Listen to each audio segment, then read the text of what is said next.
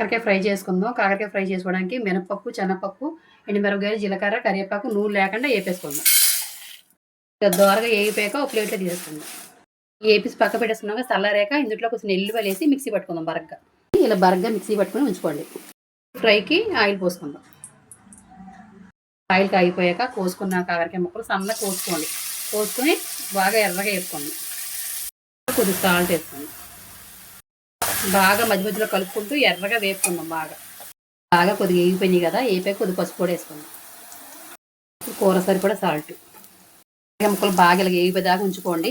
మరీ పచ్చి పచ్చిగా ఉండబట్టి చేదు వస్తుంది. ఇలా బాగా వేగిపోతే చేదు ఉండదు. ఇప్పుడు ఈ పొడి ఇందులో వేసేసుకుందాం. పొడి వేసేసుకొని ఒక 5 నిమిషాలు వేపండి. ఎందుకంటే మనం ఆల్రెడీ పప్పులన్నీ వేపుకునే ఉన్నాం కాబట్టి ఇంకొక 5 నిమిషాలు వేగితే చక్కగా ఈ కాకరకాయ ముక్కలకి బాగా పడద్దు. బాగా వేగిపోయాక బంద్ చేసుకోండి. కాకరకాయ ఫ్రై ఒకసారి ట్రై చేయండి, చాలా బాగుంటుంది, చేదు ఉండదు.